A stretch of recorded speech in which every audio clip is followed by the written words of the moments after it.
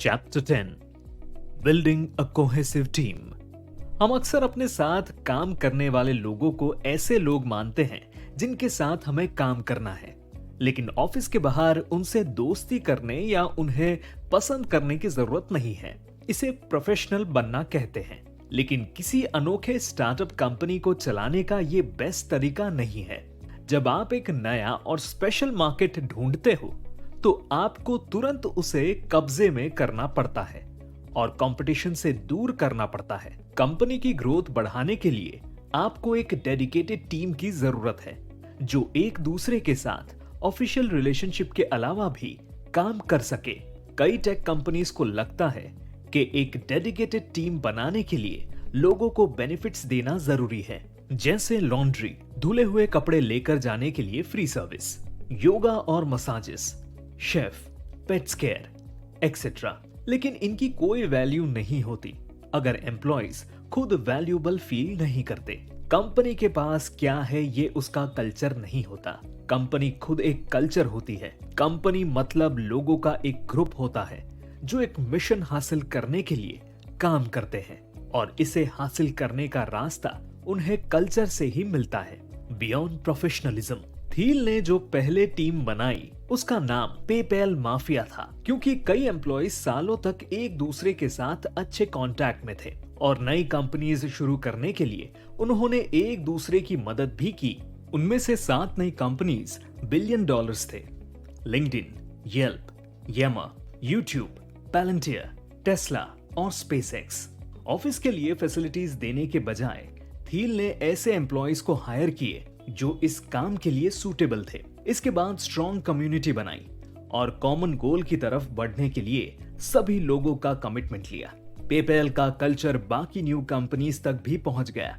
एक professional office जहां पर एम्प्लॉइज आते हैं और जाते हैं, टाइम पर काम करके पेमेंट लेते हैं। उस ऑफिस में काम के अलावा भी हमारे वर्क रिलेशनशिप रहनी चाहिए।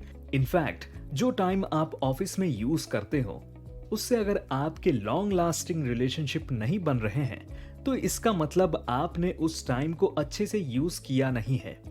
स्ट्रॉन्ग रिलेशनशिप होने से काम इंप्रूव होता है और लोगों को पेपैल से भी ज्यादा सक्सेसफुल करियर बनाने में मदद होती है। रिक्रूटिंग। स्टार्टअप कंपनी में जो पहले एम्प्लॉइज होते हैं वो एक्साइटिंग काम की वजह से या फिर कंपनी की ओनरशिप मिलने की वजह से काम करने के लिए तैयार होते हैं, लेकिन कंपनी का 20th कैंडिडेट आपकी कंपनी क्यों ज्वाइन करेगा, इसका रीजन आपको पता होना चाहिए। टैलेंटेड लोगों के पास बहुत ऑप्शंस होते हैं, इसीलिए आपको इस सवाल को एक स्टेप आगे लेकर जाना होगा। दूसरे कंपनी के ज्यादा पेमेंट और फैसिलिटी को छोड़कर कैंडिडेट्स को आपकी कंपनी क्यों ज्वाइन करनी चाहिए। बहुत से कंपनीज ये चीजें कहेंगे, हम आपको स्मार्ट लोगों के साथ काम करने का मौका देंगे, चैलेंजिंग प्रॉब्लम सॉल्व करने को मिलेगा और स्टॉक खरीदने के ऑप्शंस भी मिलेंगे। लेकिन बाकी सब कंपनी से स्पेशल बनने के लिए आपका सवाल कंपनी से रिलेटेड और स्पेसिफिक होना चाहिए। आपको सवाल में 2 चीजें बतानी चाहिए, एक कंपनी का मिशन और दूसरा टीम। Your mission. आपका मिशन स्पेशल क्यों है ये एक्सप्लेन करो। आप ऐसी कौन सी चीज कर रहे हो जो बाकी लोग नहीं कर रहे। डॉलर के जगह पर नई डिजिटल करेंसी लाना ये पेपैल का स्पेशल आइडिया था जिससे एम्प्लॉइज मोटिवेट हुए। Number 2, your team. अपने पोटेंशियल एम्प्लॉइज को बताओ कि उनके टीम में ऐसे लोग हैं जिनके साथ वो काम करना चाहेंगे। हर एक कैंडिडेट को बताओ कि आपकी कंपनी उनके लिए क्यों स्पेशल है, लेकिन अपने एक्स्ट्रा फैसिलिटीज मत बताओ। लॉन्ड्री पिकअप सर्विस देने पर जो लोग काम करने के लिए तैयार होते हैं, आपको ऐसे लोगों की जरूरत नहीं है, क्योंकि इससे पता चलेगा कि उन कैंडिडेट्स में काम करने के बारे में सीरियसनेस नहीं है। आपका स्पेशल मिशन ही मायने रखता है।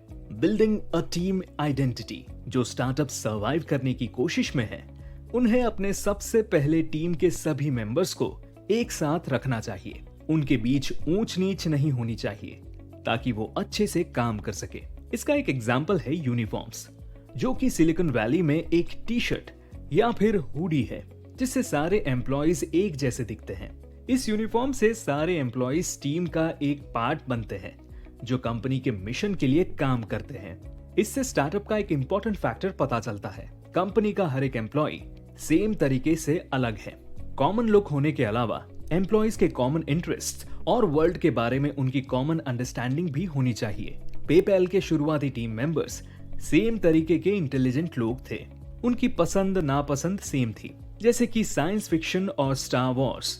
और सारे लोग ऐसी डिजिटल करेंसी बनाना चाहते थे जिसे गवर्नमेंट के बजाय लोग कंट्रोल कर सके। थील बिलीव करते थे कि कंपनी को सक्सेसफुल बनाने के लिए हर एक टीम मेंबर को एक जैसा ही इंटरेस्ट और एक्साइटमेंट रहनी चाहिए। वन थिंग, कंपनी के लोग सेम रिस्पॉन्सिबिलिटीज के लिए मुकाबला करते हैं। एक जैसा सोचने वाले लोगों की टीम तैयार करने के लिए थील ने ऐसे कंपटीशन रोकने की हर कोशिश की। उन्होंने कंपनी के हर एक इंसान को एक अलग टास्क करने की जिम्मेदारी दी। हर एक इंसान की एक खासियत थी। इससे सभी एम्प्लॉयज को पता चला कि उनके काम का एवोल्यूशन इसी एक जिम्मेदारी के बेसिस पर होने वाला है। टिपिकल स्टार्टअप के शुरुआती दौर में जिम्मेदारियां बदलती रहती है, जिससे ऐसे प्रॉब्लम्स क्रिएट होते हैं जो स्टार्टअप के लिए हैंडल करना मुश्किल है। कंपनी के लोगों में आपसी प्रॉब्लम्स होने की वजह से कंपनी कमजोर पड़ती है और काम पर फोकस कम हो जाता है, जिससे कंपनी के कॉम्पिटिटर्स उन्हें जल्दी हरा सकते हैं।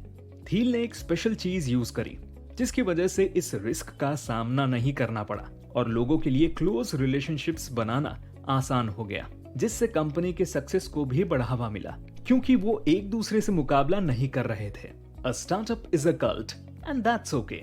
बहुत से लोग कल्ट मतलब पंथ या संप्रदाय के बारे में सुनते ही कुछ नेगेटिव सोचने लगते हैं, क्योंकि हमें कल्ट के लोग पागल लगते हैं। और यूएस के ज्यादातर cults, Jim Jones, Charles Manson खूनी थे जो अपने फॉलोअर्स बढ़ाते थे और उनकी मदद से अपने फायदे का काम करते थे। लेकिन कल्ट में अक्सर ऐसे लोग यानी फॉलोअर्स होते हैं जो अपना सब कुछ दांव पर लगा देते हैं। और ऐसे डेडिकेशन देने वाला कल्चर एक स्टार्टअप के लिए असेट मतलब खजाने की तरह होता है। जो कंपनीज डेडिकेटेड होते हैं वहां के मेंबर्स सिर्फ दूसरे मेंबर्स के साथ कनेक्ट करते हैं और अपनी फैमिली और बाहर की दुनिया को इग्नोर कर देते हैं। इसके बदले उन्हें कंपनी में रहने का और किसी सीक्रेट का हिस्सा होने का मौका मिलता है। दूसरी तरफ कंसल्टिंग फर्म्स, जहां पर एक्सपर्ट्स एक साथ मिलकर कंपनी शुरू करते हैं और दूसरे कंपनीज को गाइडेंस यानी कंसल्ट करने का काम करते हैं, वहां पर प्रोफेशनल एटीट्यूड देखने मिलता है। ऐसे कंपनीज में स्पेशल मिशन नहीं रहता। यहाँ एक एम्प्लॉयज बिना किसी कमिटमेंट के कंपनी में आते जाते रहते हैं। हर एक कंपनी का कल्चर इन 2 पॉइंट के बीच रहता है। बेस्ट स्टार्टअप कंपनीज वो होती है जो कल्ट्स के मुकाबले थोड़े कम कमिटेड होते हैं। एक स्टार्टअप कंपनी और एक कल्ट में यही डिफरेंस है कि अनहेल्दी कल्ट्स गलत काम के लिए अपनी एनर्जी देते हैं। एक कमिटेड स्टार्टअप कल्चर में लोग किसी सीक्रेट के बारे में सही होते हैं जो कि बाहरी दुनिया को पता नहीं होता। अगर प्रोफेशनल लोगों को आपकी कंपनी का कल्चर अच्छा नहीं लग रहा हो तो समझ जाओ कि ये आपके कंपनी की स्ट्रेंथ दर्शाता है।